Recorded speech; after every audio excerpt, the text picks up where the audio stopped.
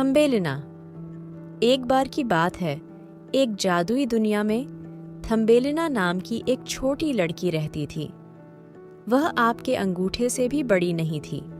उसकी आंखें भूल भुलैया जैसी नीली थीं और बाल गर्मियों के सूरज की तरह सुनहरे थे। थम्बेलिना की कहानी जादू, रोमांच और असाधारण चीज़ों से भरी हुई है, और यह सब एक विशेष बीज से शुरू हुआ। एक दिन एक दयालु वृद्ध महिला, जिसे फूल लगाने का शौक था, उसे एक परी ने एक जादुई बीज दिया।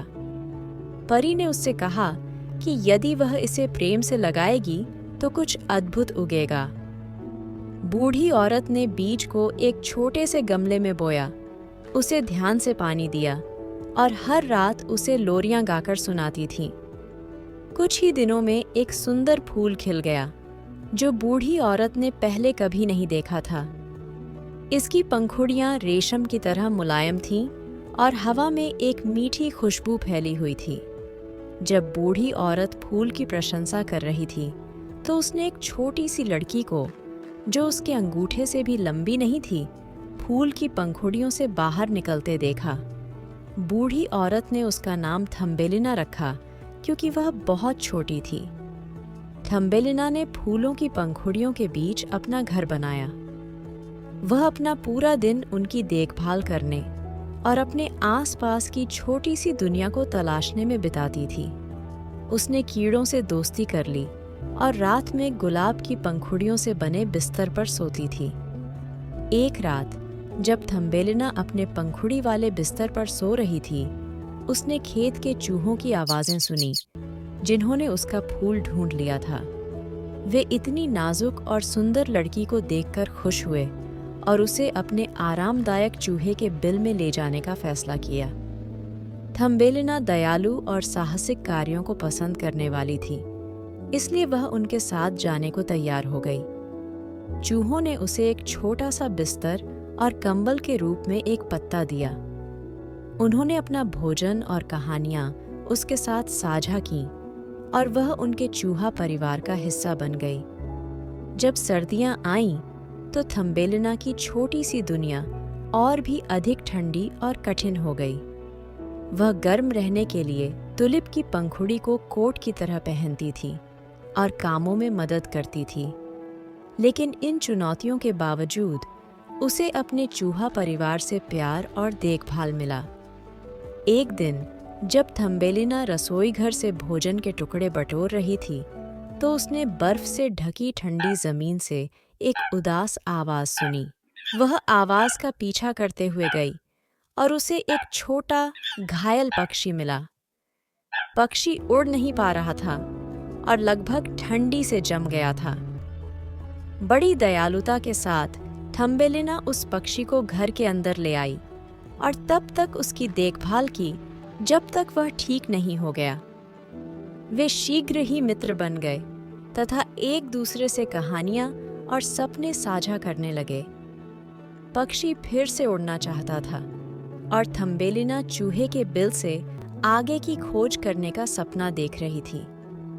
साथ मिलकर उन्होंने एक दूसरे की मदद करने की योजना बनाई। जब वसंत आया, तो पक्षी के पंख फिर से उड़ने के लिए पर्याप्त मजबूत हो गए और थम्बेलिना ने उसे उड़ते हुए आंसू भरे शब्दों से अलविदा कहा। अब अकेले थम्बेलिना को हर दिन रोमांच की तीव्र इच्छा महसूस होने लगी। एक रात जब वह खिड़की के पास बैठी चांद को देख रही थी, तो उसने पास में रहने वाले मेंढकों का सुंदर गीत सुना। उत्सुकतावश थम्बेलिना ने मेंढकों से मिलने का निर्णय लिया। वे उसे देखकर बहुत खुश हुए और उसे अपने संगीत पर नृत्य करने के लिए आमंत्रित किया।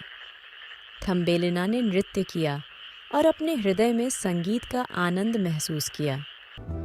मेंढकों ने उसे अपने राजा से मिलवाया, जो एक दयालु मेंढक था और थम्बेलिना की सुंदरता और शालीनता से मोहित हो गया था।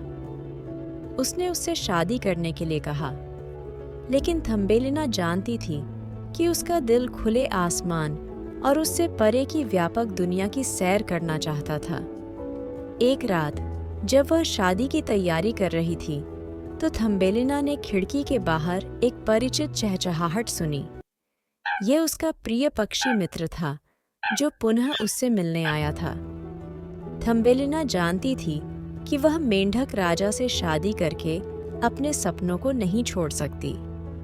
पक्षी की मदद से उन्होंने मेंढक साम्राज्य छोड़ने की योजना बनाई। रात के सन्नाटे में जब मेंढक सो रहे थे, थम्बेलिना पक्षी की पीठ पर चढ़ गई।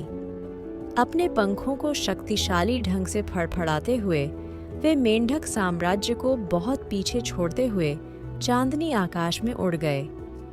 जब वे जंगलों, घास के मैदानों और नदियों के ऊपर से उड़ रहे थे, तो थम्बेलिना ने नीचे की दुनिया को देखा। उसे एक सच्चे साहसी व्यक्ति जैसा महसूस हुआ और उसका दिल खुशी से भर गया। पक्षी उसे एक सुंदर बगीचे में ले गया, जहां वे धीरे से फूलों के बीच उतरे। बगीचे में भ्रमण करते समय थम्बेलिना की मुलाकात एक सुंदर युवा राजकुमार से हुई, जो लगभग उसकी ही उम्र का था। वह भी एक परी के जादू से मोहित होकर बगीचे में लाया गया था।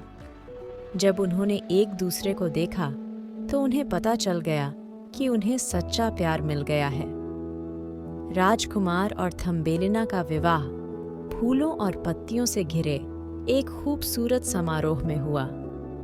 उन्होंने बगीचे को अपना घर बना लिया, जहां वे हमेशा खुशी खुशी रहते थे, अपने सपने और प्यार साझा करते थे। कहानी का नैतिक: संघर्ष क्षमता। चाहे जो कुछ भी होता है, थम्बेलिना अपनी परिस्थितियों को अपने अच्छे स्वभाव को कमज़ोर नहीं होने देती।